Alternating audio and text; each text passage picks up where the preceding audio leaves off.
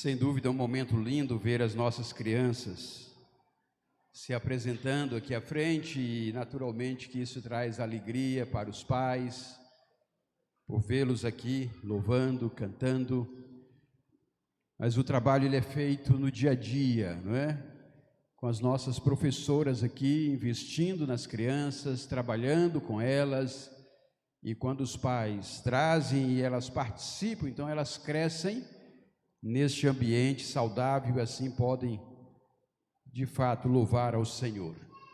Nós queremos agradecer pela equipe que tem investido tempo no trabalho com as nossas crianças, irmãs, pessoas, homens, mulheres, jovens comprometidos em cuidar no crescimento espiritual dos nossos pequeninos. Louvado seja o Senhor. Meus irmãos, eu quero nesta noite continuar pensando com vocês sobre o tema ressurreição, a esperança que não se rende às circunstâncias. E o texto que eu quero ler nesta hora está em Jó 19, 25 a 27. Jó capítulo 19, versículos 25 a 27. Porque eu sei que o meu Redentor vive, e por fim se levantará sobre a terra. Depois, revestido este meu corpo da minha pele, em minha carne verei a Deus. Eu verei por mim mesmo, os meus olhos o verão e não outros. De saudade o meu coração desfalece dentro de mim. Na manhã deste domingo, tomando como ponto de partida as circunstâncias que Jó estava vivendo ali em capítulo 19 do seu livro, nós trouxemos então a nossa reflexão com base neste tema. A ressurreição é uma esperança que não se rende às circunstâncias. E o que nos leva a afirmar a ressurreição como um tipo de esperança que não se rende diante das dificuldades, dos problemas, das lutas, das aflições pelas quais aqueles que creem passam? Por que afirmar que a ressurreição é essa esperança que não se rende? Primeiro, a afirmação de Jó era uma declaração de fé. Uma fé que acontecia no momento mais difícil da sua vida. No momento em que até mesmo a sua esposa, os seus irmãos, sua família não queria saber dele. Jó vislumbrava o Jesus ressurreto desde a eternidade, muito tempo antes da morte e crucificação de Cristo. Jó diz: porque eu sei que o meu Redentor vive. Esta é uma declaração de fé de alguém que está enxergando para além do seu próprio tempo. É uma declaração de fé de alguém que está enxergando muito além de muitas gerações. Quando o livro de Jó foi inserido na literatura hebraica, era mais ou menos século 6 a 5 a.C. Então nós podemos dizer com segurança que no mínimo 600 anos antes de Cristo, Jó já fazia uma declaração de fé como esta: eu sei que o meu Redentor vive, e por fim se levantará sobre a terra. Para Jó, a morte e a ressurreição já estavam determinados no conselho divino, de modo que a morte não teria poder para deter Jesus. Depois dessa declaração de fé e do triunfo do Senhor sobre toda sorte de sofrimento pelo qual o próprio Senhor haveria de passar, Jó passa a colocar a sua esperança nessa realidade espiritual que transcendia para além da compreensão de seus amigos e que iria para além do seu próprio tempo, como já dissemos.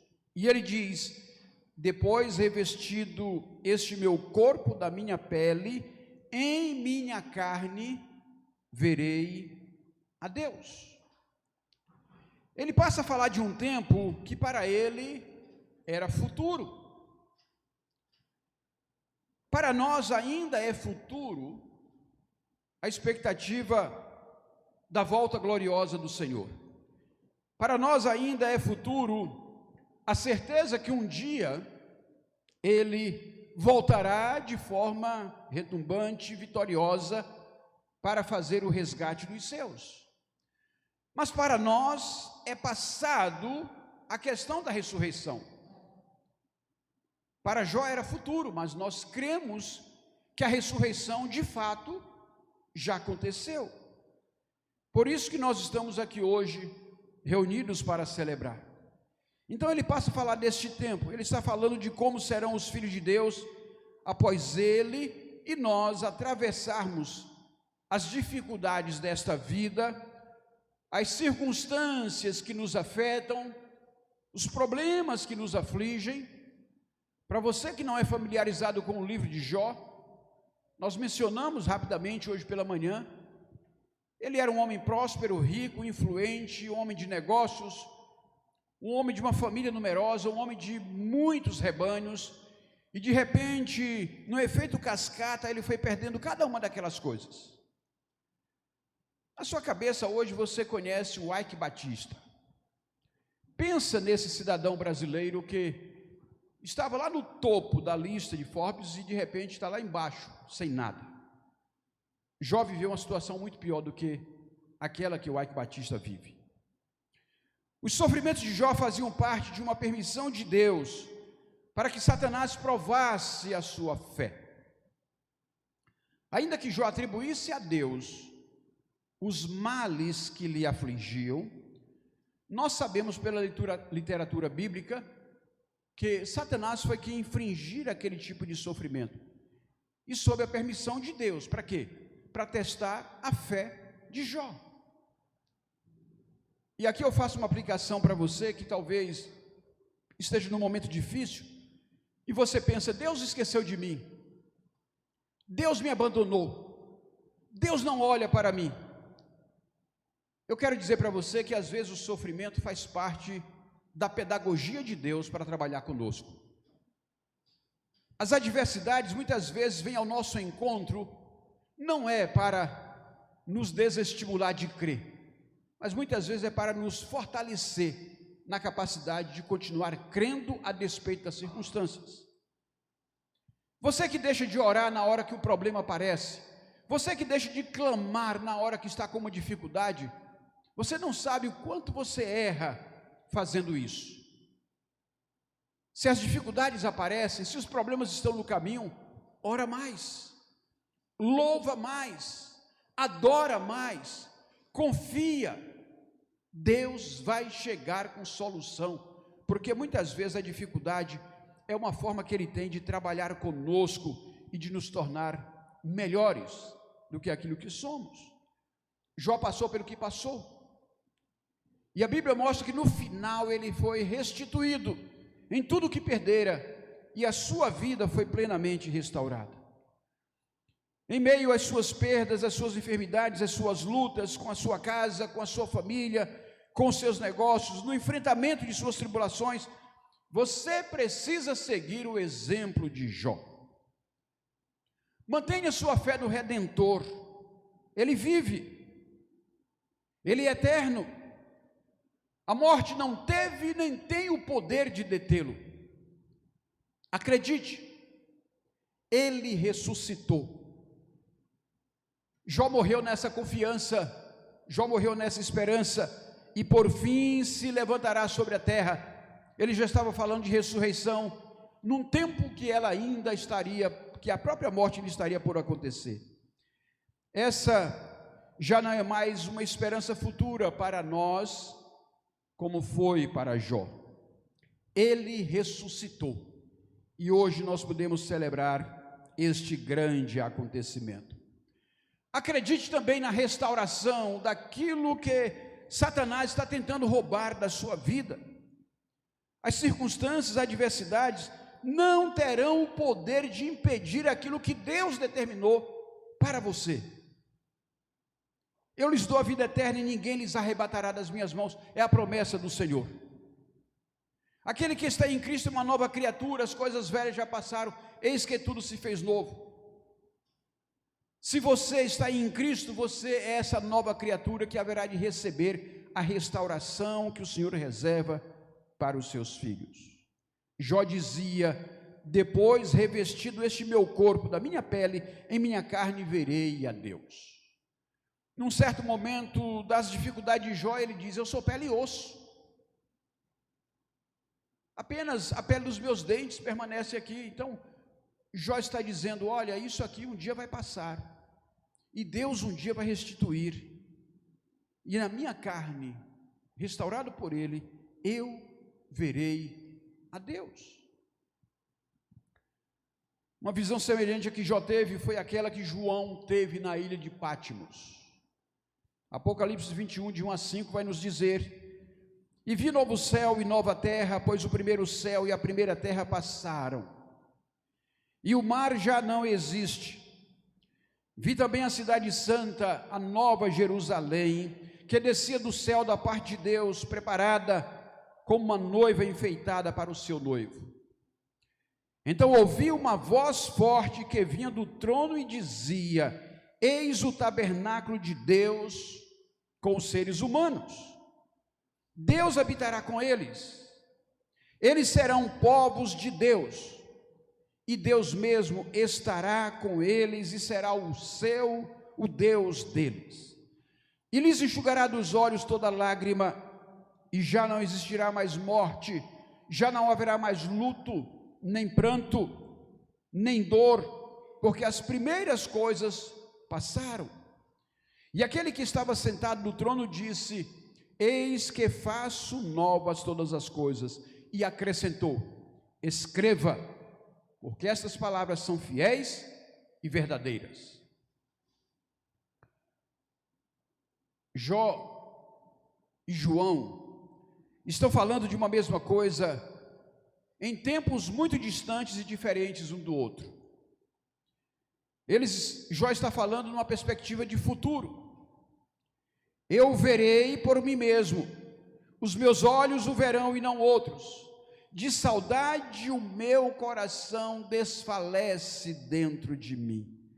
E aqui eu quero abrir um parênteses para chamar a sua atenção para isso. Olha que linda expressão de esperança. De saudade o meu coração desfalece dentro de mim. Mas ele está falando de uma coisa futura. Quando nós falamos de saudade, nós nos reportamos àquilo que já aconteceu, aquilo que já passou. Quando Jó fala de saudade aqui, ele está falando de algo que ele ainda está por viver no futuro, na eternidade. Isto é esperança no sentido mais pleno do verbo esperançar. E aqui eu quero trazer uma afirmação do Paulo Freire, que disse: é preciso ter esperança, mas tem de ter esperança do verbo esperançar. Porque tem gente que tem esperança do verbo esperar. E esperança do verbo esperar não é esperança, é espera. Jó está sinalizando para uma esperança viva. Uma esperança que fazia com que ele transbordasse de alegria, ainda que o seu momento fosse crítico. Não devemos perder isso de vista. Já o apóstolo João está falando de um tempo presente. Em Apocalipse ele diz: e vi novo céu e nova terra. Vi também a cidade santa, ouvi uma voz forte.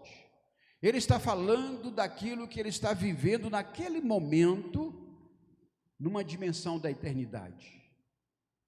Ele está vendo desde a eternidade o que para nós ainda está por se cumprir. E já não existirá mais morte, já não haverá luto, nem pranto, nem dor, porque as primeiras coisas passaram.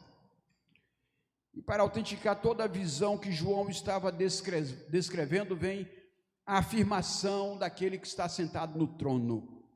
E aquele que estava sentado no trono disse: eis que faço novas todas as coisas e acrescentou: escreva, porque essas palavras são fiéis e verdadeiras. Eu estou lendo um livro que ganhei de presente do meu filho Áquila, da autoria do N.T. Wright. E o título desse livro é Surpreendido pela Esperança. Nesse livro, o autor advoga a tese da nova criação. Aquilo que João apresenta aqui, em Apocalipse 21. Então, ouvi uma voz forte que vinha do trono e dizia: eis o tabernáculo de Deus com os seres humanos, Deus habitará com eles. Eles serão povos de Deus e Deus mesmo estará com eles e será o Deus deles e lhes enxugará dos olhos toda lágrima. Para o N.T. Wright, a nova criação teve início com a chegada de Jesus a este mundo. O arrependam-se, porque está próximo o reino dos céus, de Mateus 4,17, é o indicativo daquilo que ele quis dizer. A chegada de Jesus inaugura, na realidade, um novo paradigma para as relações humanas. Na oração do Pai Nosso, Jesus ensina: venha o teu reino, seja feita a tua vontade, assim na terra como no céu. Jesus tinha como referência de reino o que acontecia no céu. E ele pede para que este reino também aconteça na terra. Seja feita a tua vontade, assim na terra como no céu. No céu não há mais lugar para rebeldia. O rebelde que assim o fez foi expulso de lá e hoje está perturbando a nossa vida aqui no mundo. Não há lugar para rebeldia no céu. O que Deus quer é estabelecer um reino dele na terra como é no céu, sem as influências do mal, onde o mal seja julgado e seja condenado, e Deus quer estabelecer um novo lugar para os seus filhos. É disso que Apocalipse está falando e traz aí o tema da nova criação. A nova criação teria dado início com a chegada de Jesus e será plena quando a sua volta, com a restauração de toda a criação. Comentando Filipenses 3, quando afirma que nossa pátria está nos céus, o N.T. Wright vai dizer que Paulo não está dizendo que iremos para lá quando terminarmos nossa obra aqui. Ele diz, na continuação do texto bíblico, que Jesus virá do céu, a fim de transformar nosso corpo presente e humilhado em um corpo glorioso como o dele, e que fará isso por meio do poder que ele tem de subordinar a si todas as coisas. Essa declaração de Paulo, diz o N.T. Wright, contém praticamente todo o seu pensamento sobre o tema da ressurreição e a vida além da morte. O Jesus ressuscitado é o modelo para o corpo futuro do cristão e o meio pelo qual virá a existência. Diante disso, meus irmãos, afirmar a ressurreição como esperança que não se rende às circunstâncias é voltar o nosso olhar para a pessoa de Jesus como aquele que não foi derrotado pelas circunstâncias e vê-lo como aquele que ressurgiu de uma forma gloriosa, testemunhada por pessoas as mais diversas, ratificada e confirmada por uma multidão de mais de 500 pessoas. Vejam vocês, Jesus nasceu em um lugar humilde, digno de um sem-teto, uma manjedoura. Foi criado por uma família extremamente pobre. Seu pai era carpinteiro. A cidade onde passou sua infância e cresceu era considerada tão desprezível que um futuro discípulo dele iria indagar: pode vir alguma coisa boa de Nazaré? Quando ele iniciou seu ministério, já estava formando seu time de seguidores, um cidadão da elite religiosa se apresentou para segui-lo, dizendo: então, aproximando-se dele, um escriba disse a Jesus: mestre, vou segui-lo para onde quer que o Senhor for. A resposta de Jesus mostrou que 30 anos depois, ele ainda não tinha um teto que podia chamar de seu lar. Jesus respondeu: as raposas têm as suas tocas, e as aves do céu têm os seus ninhos, mas o Filho do Homem não tem onde reclinar a cabeça. O profeta Isaías se refere a Jesus como alguém que seria desprezado. Isaías 53, de 2 a 5, porque foi subindo como um renovo diante dele, e como raiz de uma terra seca, não tinha boa aparência nem formosura. Olhamos para ele, mas não havia nenhuma beleza que nos agradasse. Era desprezado, e o mais rejeitado entre os homens, homem de dores e que sabe o que é padecer. E como um de quem os homens escondem o rosto, era desprezado e dele não fizemos caso. Certamente ele tomou sobre si as nossas enfermidades e as nossas dores levou sobre si.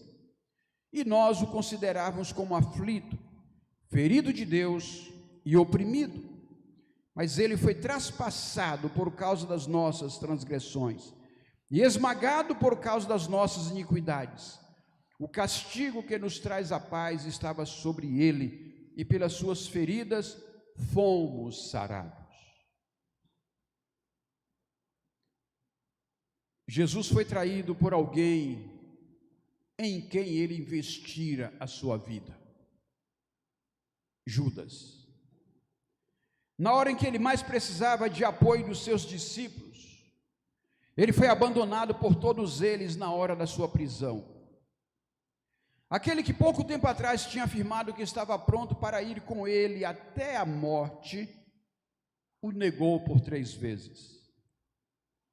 Humilhado na cruz, quando Jesus teve sede, deram-lhe vinagre, que ensopava um pano molhado, amarrado na ponta de uma vara que era usada para limpar as privadas. Vocês lembram dessa aula que o nosso professor Nelson deu na nossa IBD? Depois da morte, a sepultura lhe fora emprestada por um discípulo anônimo, cujo nome a história só viria a conhecer naquele momento: José de Arimateia. Enfim, meus irmãos, as circunstâncias vividas por Jesus foram as mais adversas possíveis. Não daria para depositar esperança naquele homem, se olhar para ele fosse de uma pessoa comum. No entanto, o seu nascimento fora anunciado por um anjo especialmente enviado para dar aquela notícia aos seus pais. Lucas 1, 26 a 33 vai narrar a notícia dada à sua futura mãe, Maria.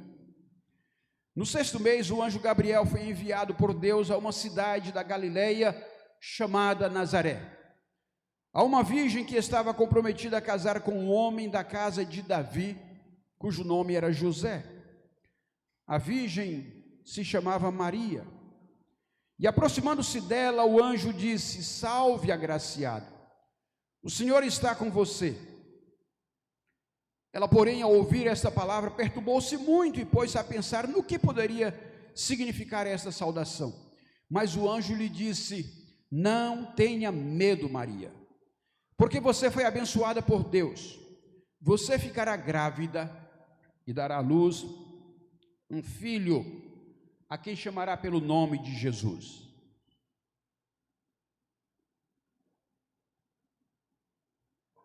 E aqui o anjo vai anunciar a estatura daquele de quem ela ficaria grávida. Este será grande e será chamado Filho do Altíssimo. Deus, o Senhor, lhe dará o trono de Davi, seu pai. Ele reinará para sempre sobre a casa de Jacó, e o seu reino não terá fim. A Maria é dita a estatura espiritual que seu filho teria. Ele seria grande e seria chamado Filho do Altíssimo. Já em Mateus 1, de 20 a 21, nós temos a notícia dada ao futuro pai José. Enquanto ele refletia sobre isso, eis que lhe apareceu em sonho um anjo do Senhor, dizendo: José, filho de Davi, não tenha medo de receber Maria como esposa, porque o que nela foi gerado é do Espírito Santo. Ela dará à luz um filho, e você porá nele o nome de Jesus, porque ele salvará o seu povo dos pecados deles. A José, o futuro pai, é dita a missão que o seu filho cumpriria, porque ele salvará o seu povo dos seus pecados. Tanto pelo lado da mãe como pelo lado do pai, o anjo já anunciara previamente a estatura espiritual e a missão daquela criança. Logo, as circunstâncias que viriam depois fazer parte da sua vida não tinham o poder de neutralizar nem a estatura, nem a missão de Jesus. Ele foi grande porque cumpriu o propósito de Deus. E ele foi o Salvador, e ele é o Salvador porque deu a sua vida como Cordeiro de Deus para nos salvar. As circunstâncias não poderiam ofuscar a grandeza de Jesus, muito menos a sua missão. Deus fez com que o propósito da vida de Jesus se cumprisse independentemente das circunstâncias.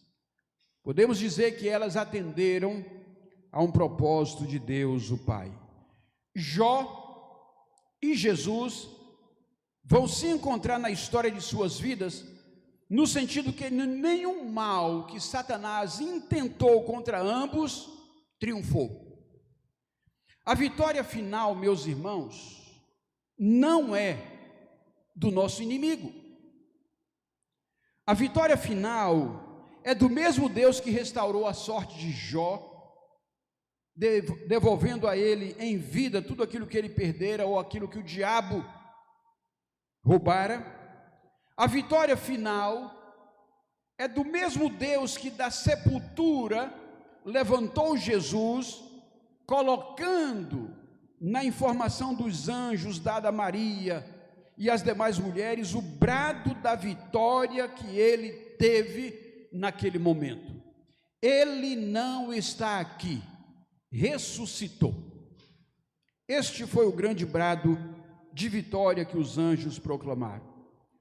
Como Jó, depois de todas as circunstâncias que envolvem as nossas vidas, nós podemos afirmar: eu sei que o meu Redentor vive, e por fim se levantará sobre a terra. Depois, revestido este meu corpo da minha pele, em minha carne, verei a Deus. Eu o verei por mim mesmo. Os meus olhos o verão, e não outros. De saudade, o meu coração desfalece dentro de mim. Meus queridos irmãos, fazer uma afirmação como esta, quando tudo vai bem, parece fácil. Mas fazer uma afirmação como esta, quando a sua vida está envolta numa série de dificuldades, é alguém que tem uma fé que não está posta no problema que está vivendo, mas é alguém que tem uma fé que está colocando seus olhos naquilo que vai acontecer, porque acredita no triunfo e na vitória daquele que ressuscitou. E mais que isso, é viver como Jó a saudade antecipada de desfrutar da sua companhia, com um corpo plenamente restaurado, em uma nova criação transformada e restaurada para o gozo eterno dos santos e dos fiéis, a quem Jesus redimiu pelo sacrifício da cruz, para habitar no tabernáculo santo, onde só entrarão os íntegros do Salmo 15. Senhor, quem habitará no teu tabernáculo? quem poderá morar no teu santo monte? Aquele que vive com integridade, que pratica a justiça e de coração fala a verdade, aquele que não difama com sua língua, não faz mal ao próximo, nem lança injúria contra o seu vizinho, aquele que a seus olhos tem por desprezível ao que merece reprovação, mas honra os que temem o Senhor, aquele que jura e cumpre o que prometeu, mesmo com prejuízo próprio, aquele que não empresta o seu dinheiro com usura, nem aceita suborno contra o inocente. Quem age assim não será jamais abalado.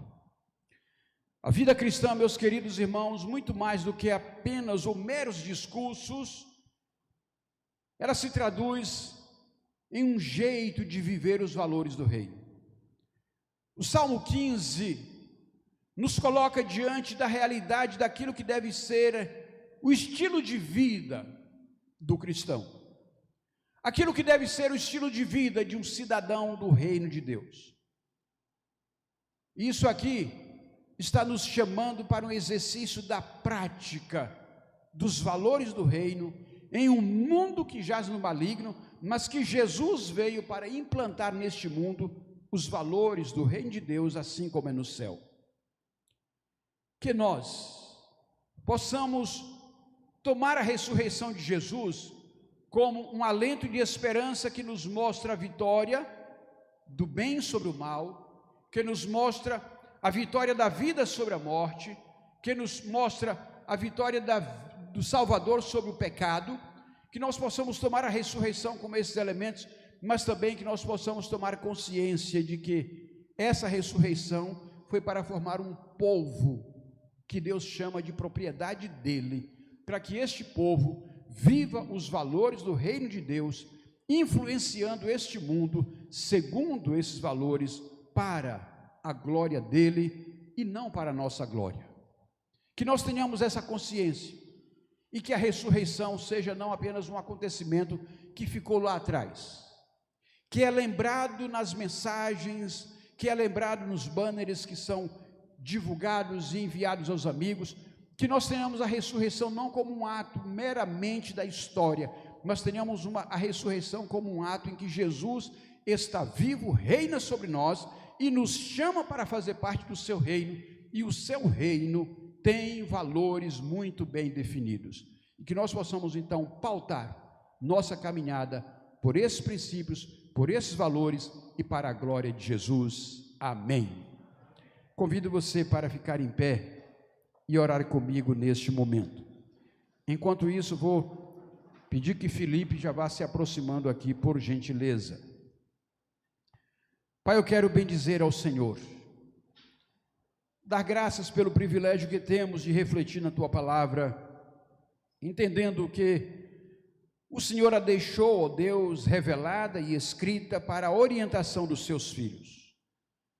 Assim como o Espírito falou ali, ó Deus, às igrejas do Apocalipse, eu peço ao Senhor que nos dê ouvidos para ouvir o que o Espírito do Senhor está falando à igreja no tempo presente. Que o Senhor nos dê a sensibilidade para ouvir, aplicar e viver segundo, ó Pai, aquilo que o Senhor pede de cada um de nós. Dá-nos homens e mulheres com corações dobrados, corações convertidos, corações tementes, que abandonem os seus pecados, que se voltem para o Senhor. Homens e mulheres que coloquem seus olhos não naquilo que possuem, não naquilo que têm, não, ó Deus, naquilo que é transitório e aparente, mas homens e mulheres que coloquem seus olhos no Redentor, que vive e reinará eternamente. A ressurreição do Senhor nos traz de volta esta convicção, que o nosso coração, ó Deus, esteja sendo dobrado pelo poder do Senhor, e o Senhor tenha liberdade para agir nesse lugar. Queira, Pai, no nome de Jesus, trazer aos teus pés aqueles que são teus filhos, que nesta noite estão como ovelha longe do aprisco, aqueles que estão longe do teu rebanho, aqueles, ó Deus, que porventura neste dia estejam se sentindo afastados do Senhor, experimentem o toque do teu Espírito em seus corações, para se voltarem para ti e professarem a sua fé no Redentor. A ti louvamos e bendizemos e agradecemos, Pai, por esta hora, no nome de Jesus. Amém. Amém. Queiram